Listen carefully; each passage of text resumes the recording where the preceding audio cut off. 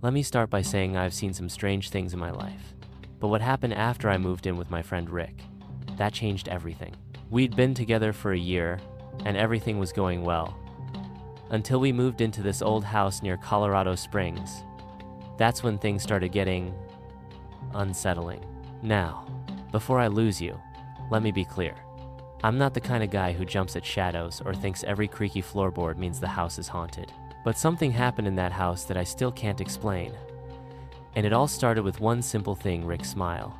It wasn't your everyday smile. I mean, this wasn't just him turning in his sleep with a peaceful grin. I'm talking about wide, eye-open, teeth-baring, skin-stretching smiles while he slept. And he wouldn't blink. Sometimes, he'd even let out a soft chuckle or heavy breathing. It was like he was watching something, or someone. The first time it happened, I had just gotten home from a late shift. It was barely a month since we'd moved in. I was exhausted, so I collapsed into bed, expecting to pass out instantly. But as I rolled over, there he was, Rick eyes wide open, staring at me with that grin like he'd just heard the world's most twisted joke. I froze. At first, I thought he was messing with me. He could be a prankster sometimes. So I laughed it off nervously and said, "All right, you got me." But he didn't respond, didn't blink, just kept smiling. Next morning, I asked him about it. He looked at me like I lost it, swore he remembered nothing, said he'd never heard anything like that before, not from exes, not from anyone. I believed him. I had no reason not to, but that night, things escalated. I was half asleep when I heard soft scampering like someone running barefoot across the floor.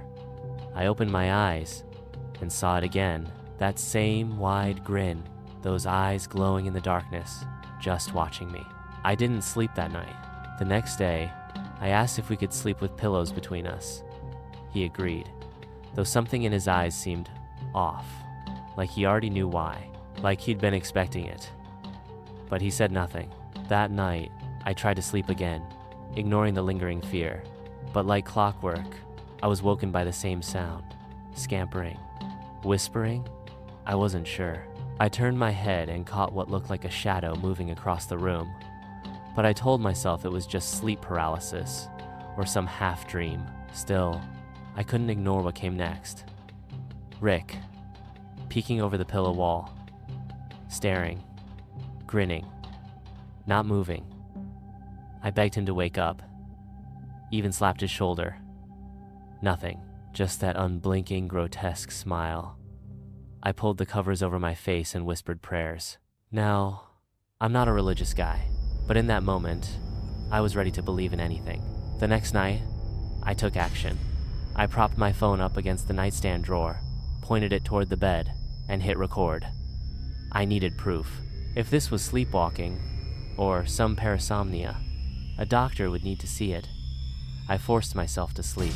Around 3 a.m., I woke up to the sound again, but I didn't look. I refused. I needed the footage. Morning came. I grabbed the phone. The footage had started fine, but a few minutes in, the phone dropped. Probably my poor setup. There was no audio either, so I skipped forward, thinking I'd just missed it. I wish I hadn't. 2 hours in, the frame settled and there it was.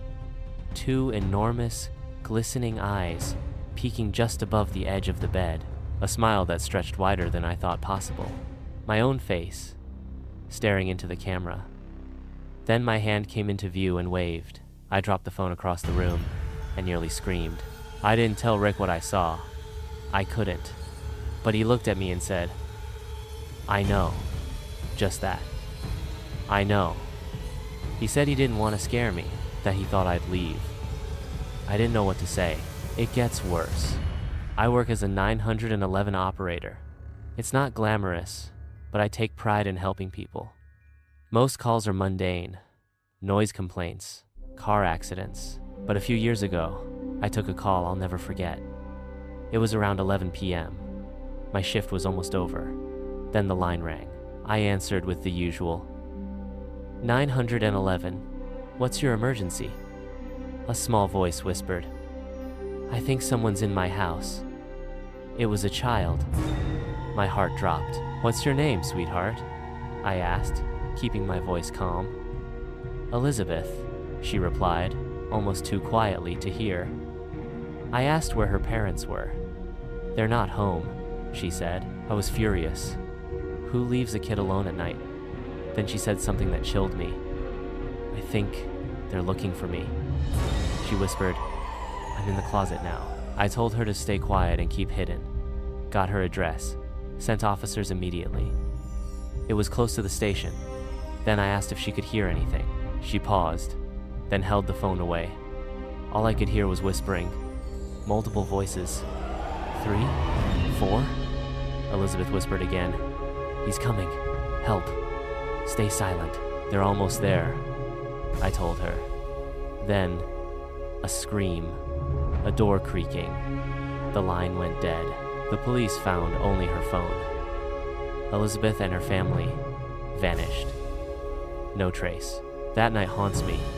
Every single day. And just when I thought I'd seen it all, I had one more encounter. I was 20. San Francisco native.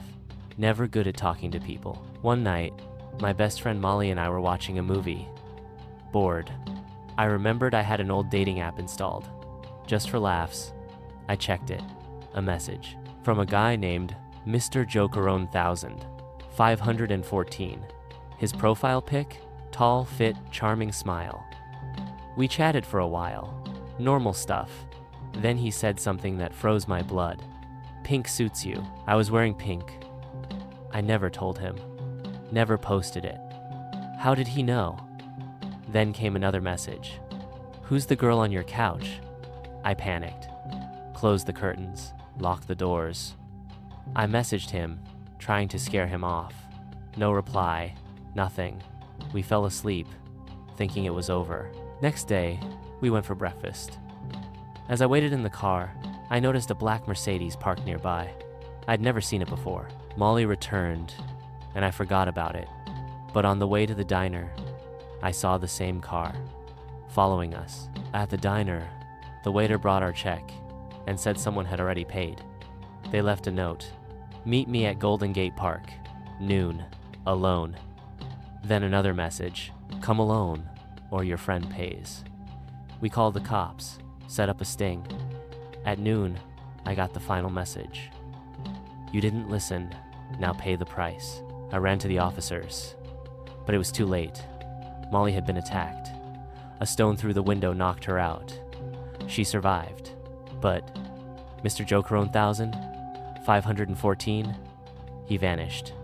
Gone. That was the last time I ever used a dating app.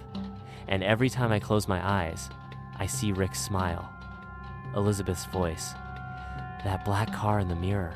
And I wonder, what would have happened if I hadn't looked?